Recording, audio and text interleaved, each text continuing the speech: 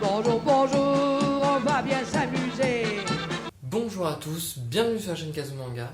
Et aujourd'hui c'est notre rendez-vous mensuel d'achat manga. Et cette fois-ci c'est celui du mois de juin. C'est parti.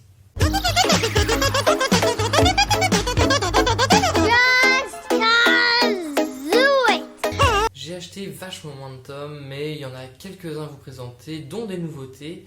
Et il faut absolument que je vous en parle. Et malheureusement, il y a quelque chose que je dois vous dire. Il n'y a pas le moindre tome de JoJo dans cet achat manga.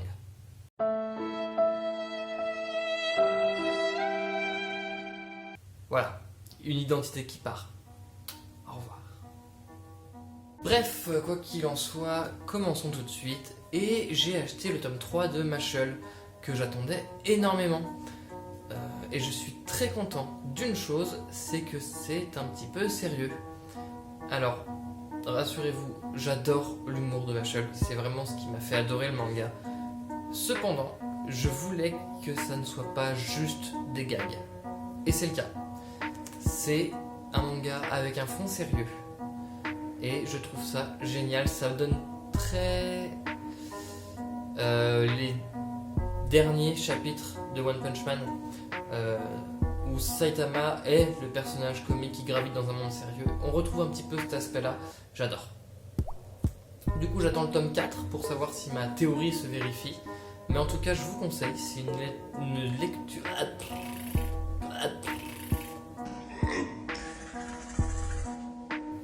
Une lecture détente, hyper chouette, hyper fun. Foncez.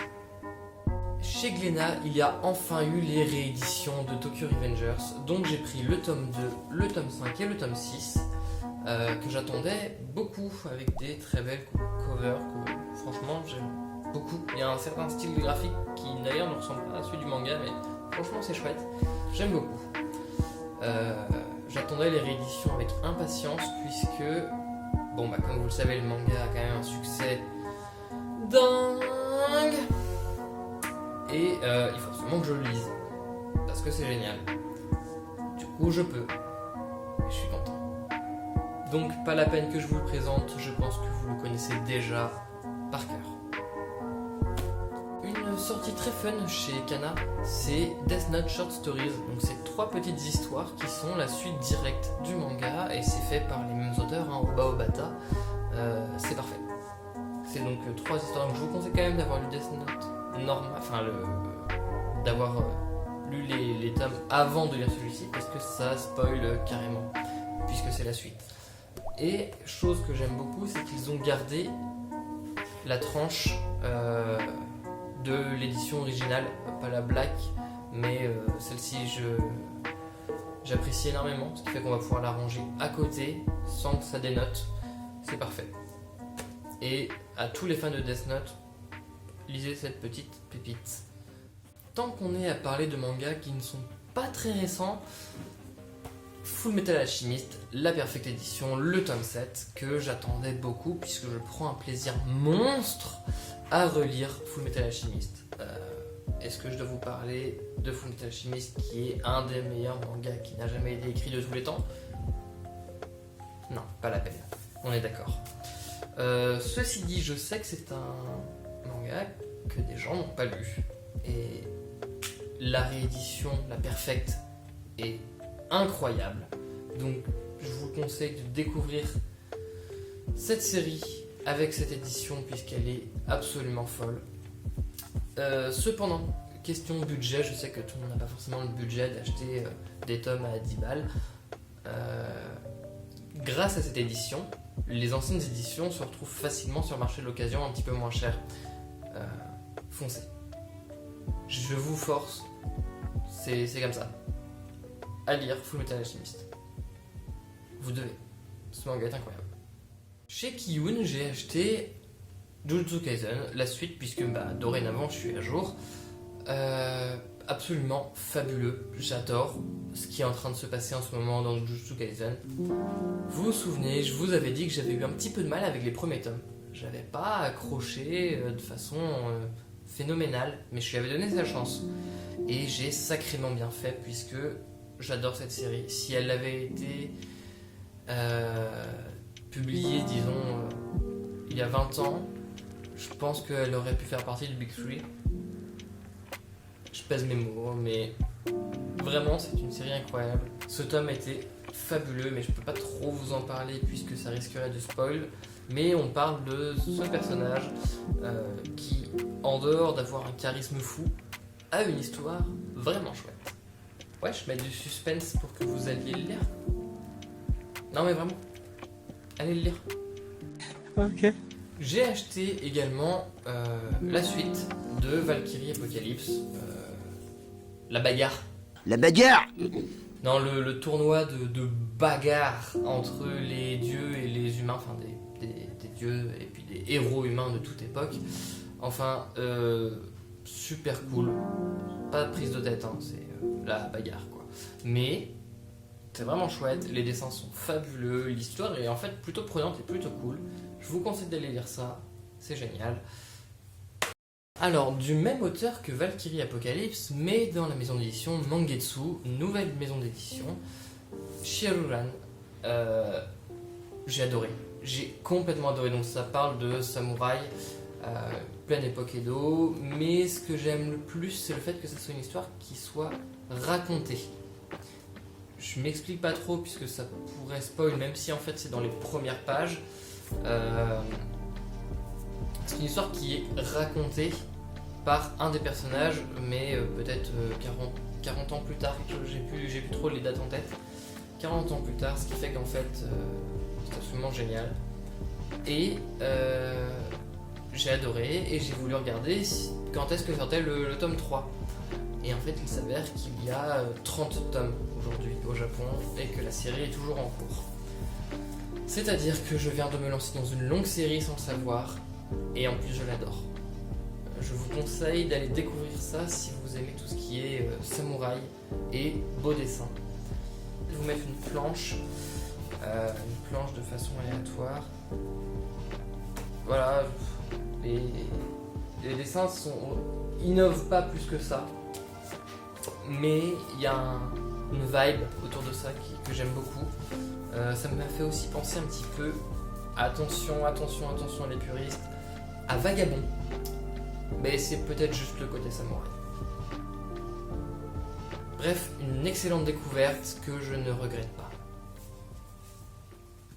Encore une nouveauté, je me baladais avec mes parents dans un vide-grenier et je suis tombé sur ça. Golden Kamuy, le tome 1, que j'ai eu à 2€.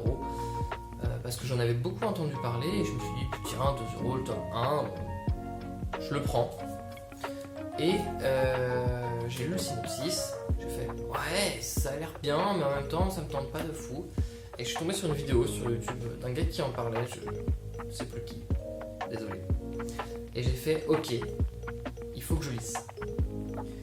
Du coup j'ai acheté le tome 2, 3, 4 pour éviter toute frustration et ça va me permettre de découvrir l'œuvre un petit peu plus. Et je pense que je vais vous en faire une vidéo où je vais découvrir Golden Kamuy avec vous. Donc je les ai pas encore ouverts, j'ai même pas encore vu comment les dessins étaient à l'intérieur, quoi que ce soit. J'ai juste lu le synopsis du tome 1 et j'ai hâte.